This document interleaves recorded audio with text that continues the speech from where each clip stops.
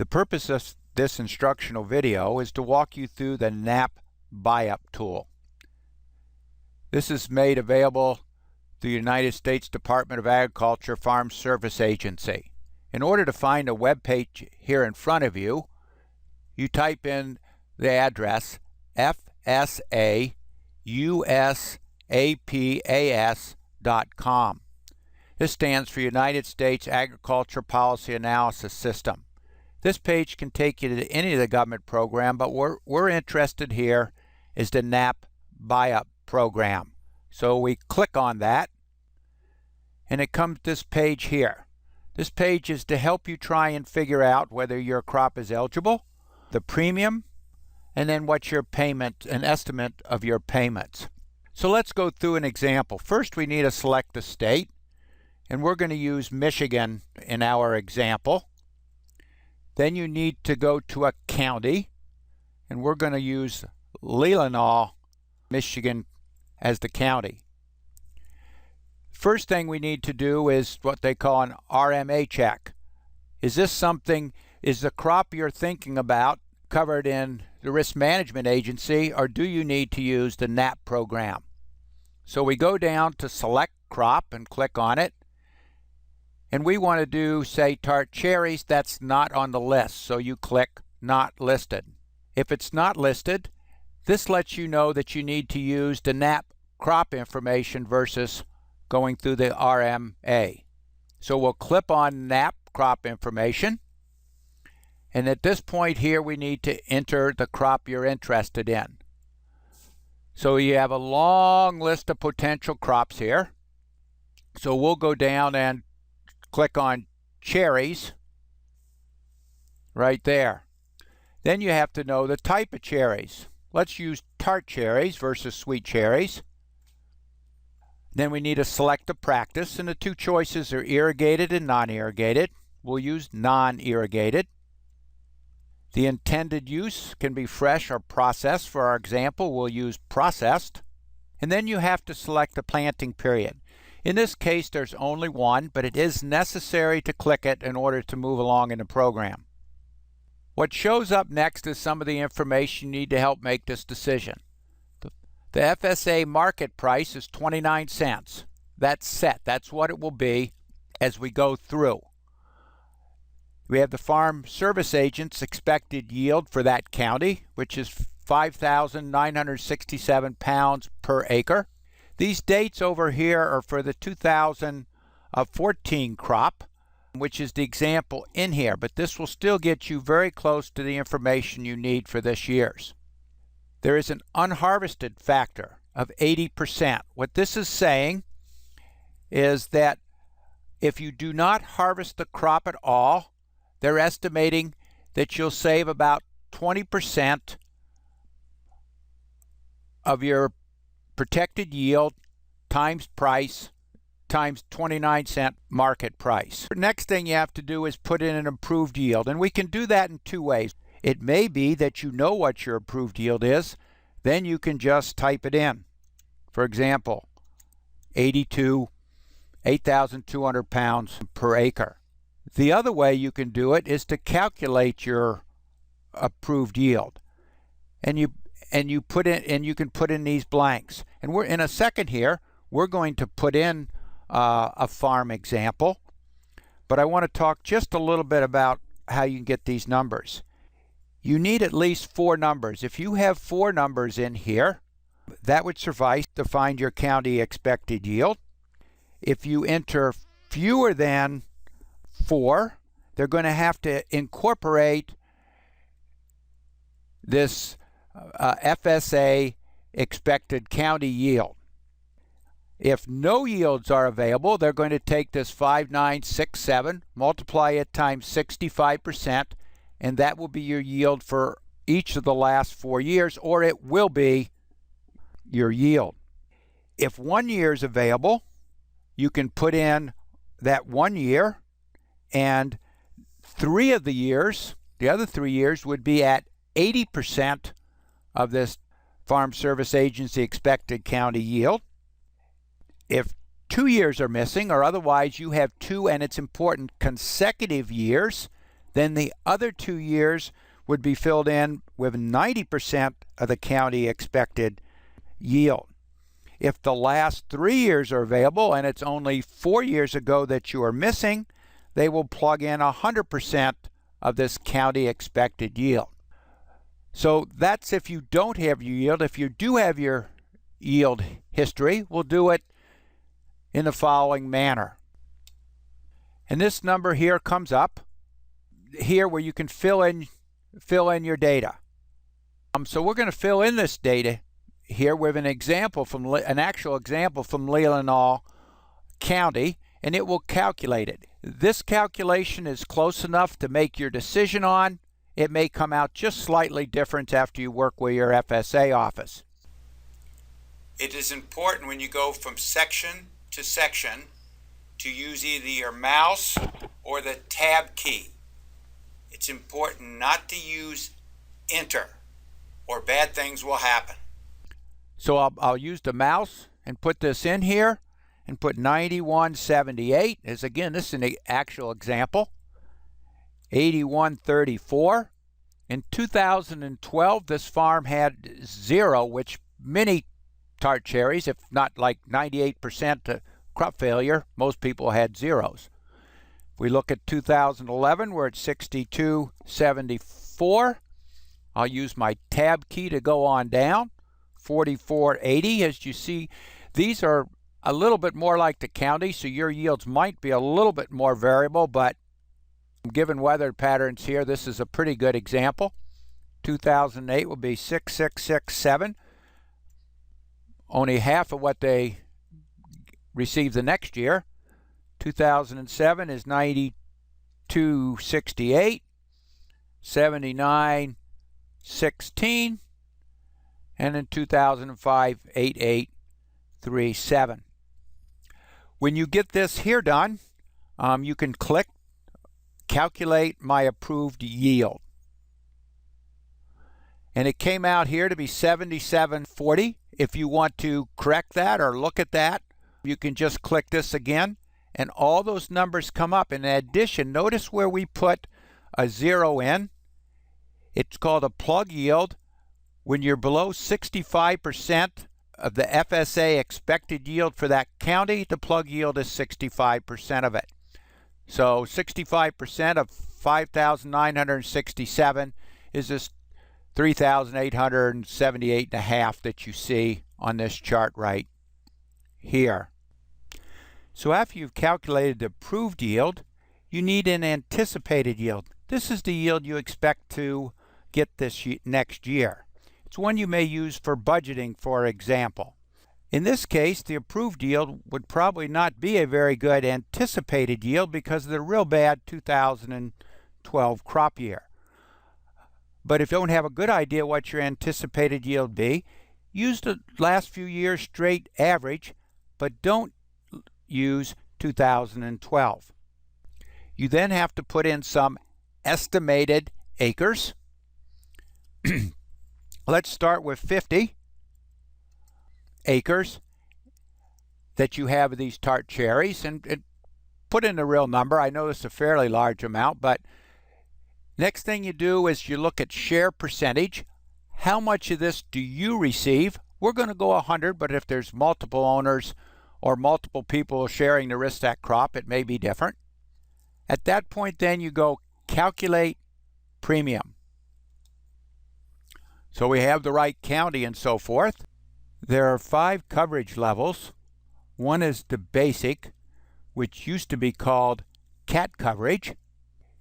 It is a 50% yield guarantee of your approved yield. There is no premium for this one.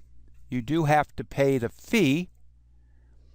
And the coverage, if there's damage, is 55% of the dollar lost under 50%. Then we have our 50% coverage. So 50% of our approved yield is 3,870.2 pounds.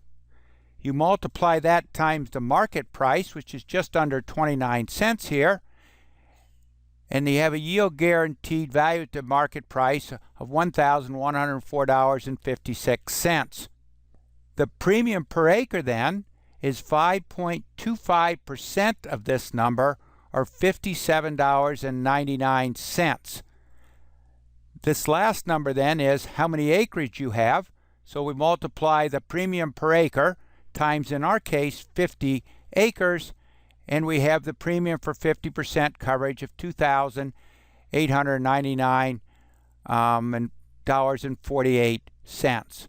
We also can go through the same method with 55%, 60%, and 65% of these different levels following the same method. These are all, like this is 65% of my approved yield. Notice that none of these numbers over here are greater than $6,562.50. Producer maximum is capped at $6,562, and we'll go through an example in just a minute to explain how that works. You come down here for the estimated results. As you can see, if you get your 8,200 or above, these numbers here correspond to your premiums above because you don't gain anything and you have those costs. This is the commodity revenue if it was worth the 29 cents a pound. And we gradually start taking off some yields, or decreasing the yield as we go down. And for quite a period of time, until you get under 4,920 pounds per acre, the number are 33 per acre. The numbers we see in this line are the same as your total premiums. And then as we start to decrease here, in this case, 4,920, you see this number here is smaller than your premium. What that means is you've gotten some payment that's that's paid back the difference between your premium level and this amount here. As we get down to 4,500 pounds of your insurable yield, you see that not only have you paid off the whole premium here, but you've also received a payment of $36.69. The 50% payment starts coming in at, as you would expect, 50% of your yield guarantee per acre. So these gradually go up, and as we come down through here, you can see you get what you receive gets higher and higher as you go down. Here's a very small, basically probably the smallest amount that it might be worth going in and harvest for, and what your payments are. If you get zero crop, you see the numbers get a little bit smaller. And this is where the unharvested factor comes in. They basically taken that 20% of your yield guarantee as the cost of going through there. So since you save those costs, your payments go down. That's only if you do not harvest that at all. So these are the payments here. As I said, is adjusted for an unharvested factor. The fees shown above right here do not include the fee per crop. These are just the premiums. If you want to know the total premium and fees, you click this button here. So we go down here and we click this button. And we come in here and we want to put in tart cherries. As you see, my first one was a spelling error. The premium amount was 3769.32. So if we want to calculate premium and fees, we click this number here. And at the bottom here, you have the calculated premium, which we put in to 250, and the total premium and fees. This is just for one crop. That's pretty easy to do in your head. A second thing that we want to show here, though, is there is a maximum premium across all crops. So let's see what it would take to hit that maximum premium for just this tart cherries. So if we go back and we hit NAP crop information and we come down here, and let's say we have 100 acres, we go to calculate my premium, and you'll notice over here when you get into both the 60 and 65 that the maximum you have to pay is $6,562.50. What this is, it is 5.25% of $125,000, which is the maximum amount an individual can receive under the NAP programs, whether it be, in this case, all tart cherries, or whether it be a combination of crops, and a little bit later on we'll go through a combination of crop. To determine which coverage you want to use is not something we can really get into here, but the bottom line is how much protection you need. At this point, we would like to look at another type of crop that you could grow, which is be called a value crop. And we'd like to use Christmas trees. We cannot start right here. In order to do that, you have to hit Reset Page, and you pretty much go back to the very beginning. At this point, you have to put in, select the state, as we did before. We're going to continue with Michigan. We're going to continue with Leelanau County. Okay. Again, we have to see whether the crop is under Risk Management Agency or whether we have to go to the NAP program. I don't see Christmas trees there, so I'm going to put not listed. If it's not listed, that means we can go to the NAP crop coverage. So we come up here and put, as we did before, the NAP crop information. Right in here we have Christmas trees. We can click that. What type of crop? How about Fraser fir? Select a practice. We're going to say not applicable. In this case, there isn't a practice such as irrigated and non-irrigated, whether you use it or not. And they're fresh. You have to go to planting period. Again, even though there is only one, you do need to click it in order to move on. This is a very different thing. You're not trying to protect some yield. You're trying to protect some value. That value can be of your whole Christmas tree farm. That value can be for a particular year you planted trees, or something along those lines. We're going to pick an example of $100,000 of value in there.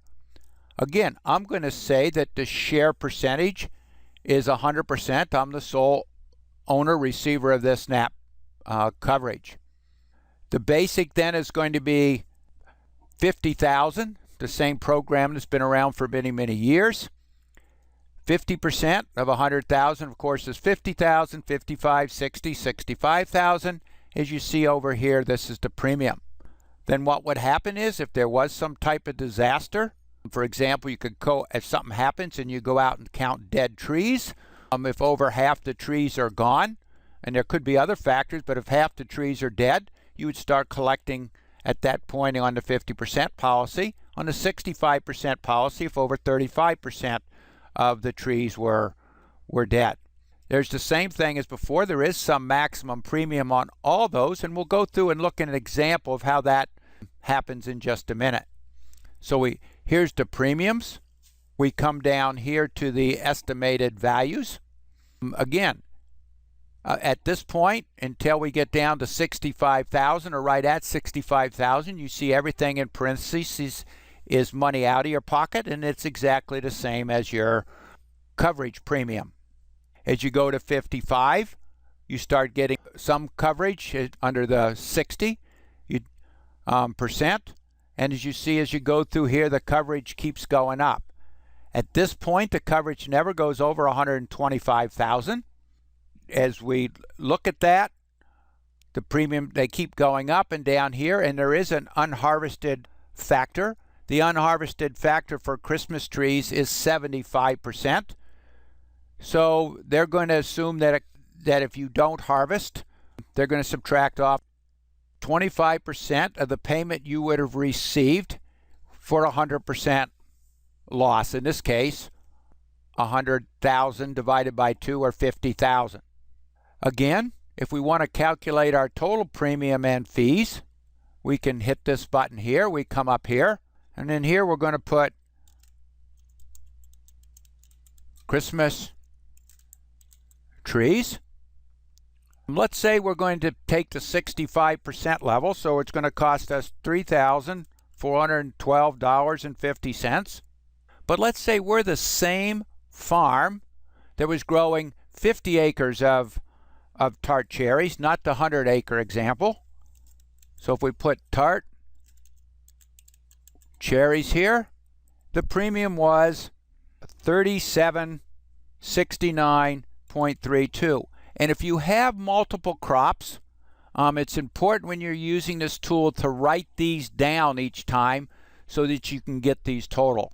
So here we have these two at these two different premiums. We hit calculate premium and fees. And at the bottom, if you'd added those two numbers up, it would have been $77,182 approximately. You notice here the premiums for all crops is listed as $6,562, and what that means is that is the maximum we've talked about a couple times, which is 5.25% of the $125,000 maximum. When we look at fees, we look at $500 because that's $250 per crop, and that is owed still for each crop. So if you had 6 crops here, this premium for all crops would still be $6,562, but you'd add up $250 fee for each of the different ones. So when you add those together, your total projected premium and fees add up to $7,062.50. The fees are due as you sign up for the NAP protection. The premiums are due closer to harvest time. At this point, we've been through a couple of examples of this. If we reset the page and go back to the beginning, just so we know where we start, tool really is an excellent estimator to help you make your decision on perhaps whether you want to use NAP at all, which level of insurance you may want to choose. And you can probably come pretty close to a decision on whether this is something you want to do. But as it is an estimator, at this point, you now have to work with your county farm service agency. So if you don't have the information to do your proven yields, then you need to collect that information, and then you need to work with them on what your actual expected yield will be that you can use for your NAP program. If this seems to be a tool that you can use, your next step is to gather all the pertinent information and then head down to the farm service agency. Anytime when you build a program such as the one we've just went through, there's always some ifs, ands, and buts. There are a few things that you may have heard about or may be important here that works in this program but didn't come through real clear. For example, tart cherries. Tart cherries actually has an RMA pilot program. However, anytime there's a pilot program, you're also allowed to use the NAP coverage. So let's go through a list. A crop is eligible for NAP coverage if any of these 3 conditions exist. No crop insurance facilitated by RMA. That's the one that's pretty clear. Then there's a couple others. Risk management crop insurance is available, but that does not have basic, what has been called in the past, CAT coverage. And a third one is RMA insurance is available for that crop, but you may have a type or an intended use that is not covered by the RMA facilitated insurance, and therefore you're allowed to use NAP crop coverage. For example, cucumbers. So let's go to Michigan again. We're going to go to Gratiot County, where they grow pickles and cucumbers. We're going to select a crop, and in this case, it's on the list, cucumbers. So that still looks like we can use risk management agency facilitated crop insurance. However, when you go over to select type, it's not pickling. Let's say it's not listed. That makes you eligible for NAP coverage. So we'll go up and click NAP crop information. Again, we have to select a crop of cucumbers right here. You look and you select the type. Let's say it's common. You select a practice. Doesn't really matter which one you pick there. And let's say it's fresh. Okay, your planting period you have to pick even though there's only one choice. And there you get to where you go through, just like we did before, the information for NAP coverage, and you motor on just like we did in the other ones.